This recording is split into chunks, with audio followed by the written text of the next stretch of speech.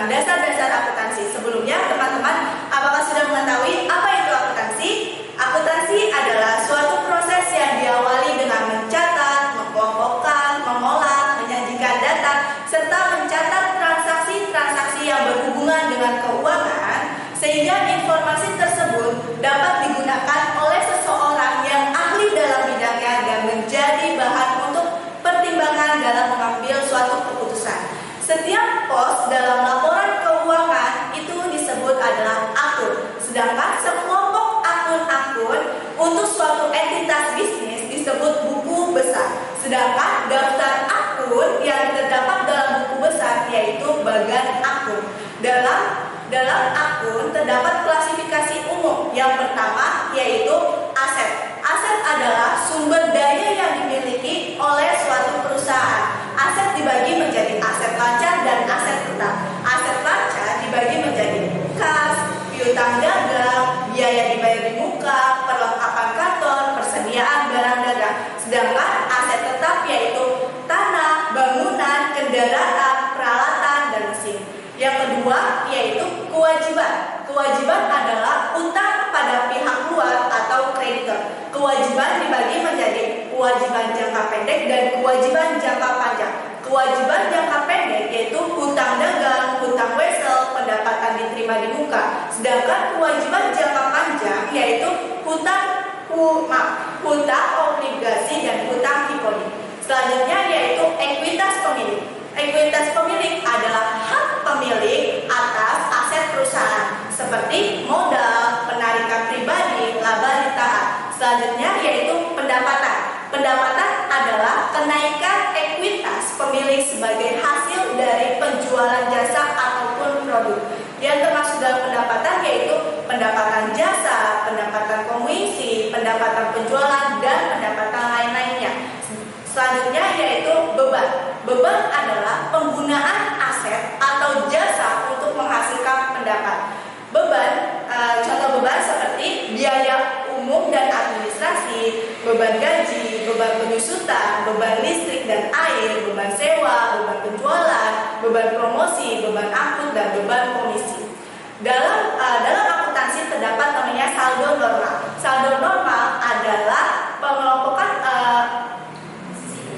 posisi ideal dalam akuntansi, peletakan akun tersebut di debit maupun di kredit. Sedangkan aktiva, apabila bertambahnya aktiva maka diletakkan di sisi debit. Sedangkan aktiva berkurang maka diletakkan di sisi kredit. Selanjutnya apabila kewajiban bertambah maka diletakkan di sisi kredit. Apabila kewajiban berkurang maka diletakkan di sisi debit. Sedangkan modal, apabila modal bertambah maka diletakkan di sisi kredit, dan apabila modal berkurang maka diletakkan di sisi debit. Sedangkan pendapatan, apabila pendapatan bertambah maka diletakkan di sisi kredit, dan apabila pendapatan berkurang diletakkan di sisi debit. Sedangkan biaya atau beban maka bertambah maka diletakkan di sisi debit, dan apabila beban berkurang maka di sisi kredit. Berikut adalah siklus dalam akuntansi. Yang pertama adalah yang bukti-bukti transaksi. Selanjutnya yaitu kita merekap bukti-bukti transaksi tersebut menjadi jurnal umum dan jurnal khusus. Selanjutnya adalah postingan ke dalam buku besar. Langkah selanjutnya adalah neraca saldo.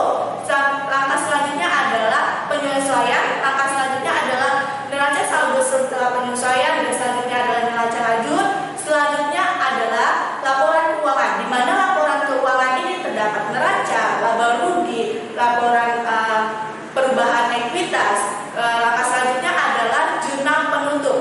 Selanjutnya adalah neraca saldo setelah penutup. Langkah selanjutnya adalah jurnal kembali. Dalam akuntansi terdapat persamaan akuntansi, di mana persamaan akuntansi adalah aset sama dengan kewajiban ditambah ekuitas pemilik, di mana aset adalah sumber yang dimiliki oleh suatu perusahaan, sedangkan kewajiban adalah hak kreditor yang mencerminkan utang suatu perusahaan. Ditambah dengan ekuitas pemilik. Ekuitas pemilik adalah hak pemilik suatu perusahaan. Contohnya dalam persamaan akuntansi yaitu tanggal 1 November 2005 Chris Corp mendirikan perusahaan yang dinamakan Net Solution. Chris Corp membuka rekening bank atas nama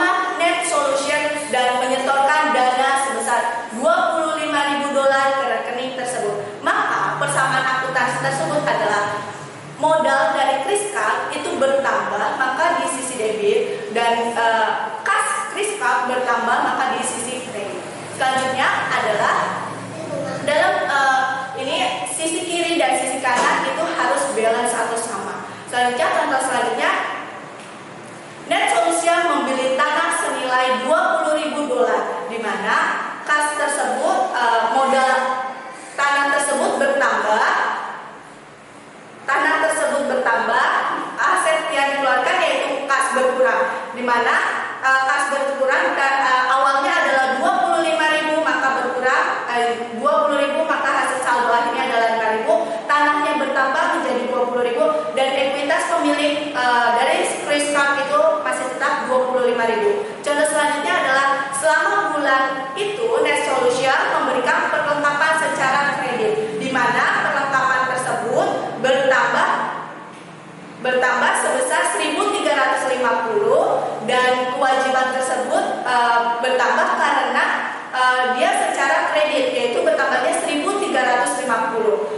Maka kas dari Kriskap itu masih tetap 5.000, perlengkapannya bertambah menjadi 1.350, dan tanah dari Kriskap itu masih sama 20.000, sedangkan kewajiban dari Kriskap itu masih bertambah 1.350, dan modal tersebut masih sama. Antara sisi kiri dan sisi kanan harus sama.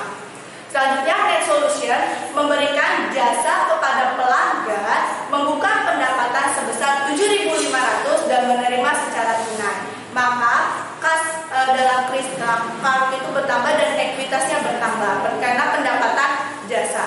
Kas dalam Kriskap itu bertambah menjadi sebesar 7.500, maka saldonya menjadi 12.500, perlengkapannya masih tetap menjadi 1.350, tanahnya masih tetap menjadi 20.000, dan kewajibannya juga masih tetap 1.350, dan ekuitas pemilik itu bertambah karena ada pendapatan jasa dari suatu pelanggan, yaitu 25.000 ditambah 7.500 menjadi 32.500. Cukup sekian dari materi Karisma. Nantikan video selanjutnya. Assalamualaikum warahmatullahi wabarakatuh.